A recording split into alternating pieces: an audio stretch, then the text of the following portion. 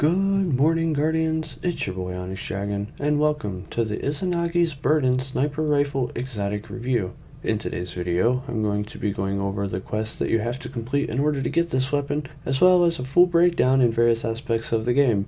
I'll be giving you some tips and tricks that I used along the way, and my personal opinion of the weapon. Before we get started though, I'd like to give a big shout out to my main man SWAT, as well as Zombie963 for helping me along the way. And to JH Evil for the help and for allowing me to use him as a test subject later in the video. So how can you get your hands on this sniper, and what is all the hype about? It took about a month to complete, as it was a time-gated quest, but the first thing you have to do is retrieve the mysterious box. To find it, you must go to the sunken aisles of the EDZ, go left into the tunnels until the Volender Forge, and fall to the left before entering into the forge. Next, you'll have to unlock the first 3 forges in order to get the first 3 keys. In order to get the keys, you'll have to shoot 2 hidden shield drones at the start of wave 2 of each of the first 3 forges. That being the fishhook key from the Volender Forge, the hand key from the Gafanin Forge, and the butterfly key from the Izanagi Forge. When you have all 3 keys, you can get the Black Armory key mode from 801. The quest will then ask you to collect 24 lenses from the Watchers in Leviathan Raid. To enter the underbelly, you have to enter the code 153246. Once inside, we found it best to farm the lenses in the engine room. For the next step, you'll have to collect 200 glimmering amethysts from strike chests, public events, and caches. I found the best way to do this would be to farm the EDZ for heroic public events. Next, you'll have to go to the Berguzia Forge and shoot the 3 drones to get the 4th and final key. Now that the mysterious box is now open, head back to 801. After talking to her, she'll give you the next step and another quest line called Mysterious Datapad.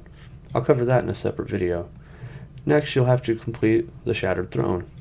After that, you'll have to complete a special mission form of the Pyramidian Strike. This step is pretty tricky, so I suggest bringing 2 other people along with you. It's 640 power, solar burn, and extinguish. Suggested loadout would be the Aikilo shotgun, and the Sleeper, Whisper, or if you have it, the 1000 voices. The final step is to complete a special mission form of the Berguzia Forge. In this mission, we finally get to put an end to Civics. He's a very tanky enemy.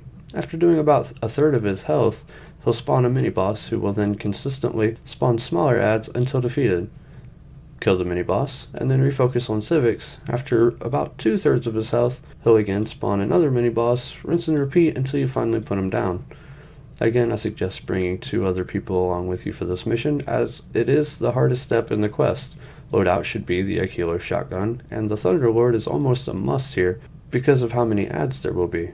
A Warlock with a Well of Radiance is also recommended, with the Phoenix Protocol chest piece. Once this is complete, as you see on screen, he will drop an item called Not a Weapon.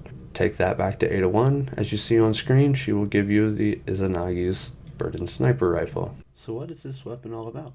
Well, its intrinsic perk is Honed Edge. Holding reload consumes 4 rounds from the magazine and loads a round with additional range and damage. It also comes with chambered compensator, accurized rounds, outlaw, and composite stock. So how well does this sniper perform and match up to other weapons of the same category? Well, I took it into the Savathun Strike, and it absolutely destroyed the first ogre behind the big door. As you can see on screen, I was able to kill it in 1 shot. 1 shot! Against the Shrieker at the end of the strike, it absolutely melted. The only issue that I find with it was the amount of time it took to reload. So how well did it do in the Crucible? Well, me and JH Evil stepped into some private matches, and he allowed me to kill him quite a few times to get a good idea of how well it would do.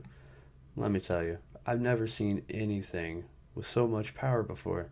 From 100 meters, as you can see on screen, I was able to one-tap him out of his super. That's absolutely insane.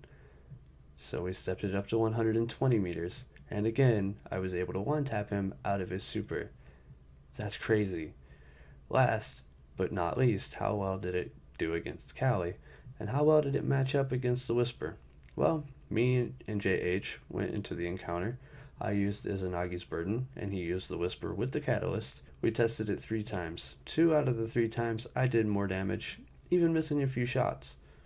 Plus, I was doing more damage per shot. As you can see, I was doing 262,048 points per shot. He said he was only doing around 101,000. So does this mean that something finally took down the DPS king? Well, not exactly. Because of ammo economy, 262,048 points per damage is 4 shots in 1. So you're going to run out of ammo very quickly. Whereas with the Whisper, as long as you're hitting all of your shots, you're going to have unlimited ammo. In most situations, the Burden would be better, especially since it goes in the kinetic slot and uses special ammo.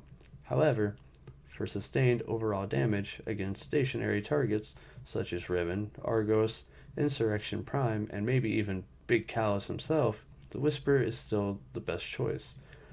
I know this video was a little bit longer than normal, but if you made it to the end, leave a comment down below using the hashtag #MadeItToTheEnd. If you enjoyed today's video or found it useful, a like and share is always appreciated, and if you're new to the channel, make sure to smash that subscribe button. If you're going after the Burden, happy hunting, and as always, have a wonderful day.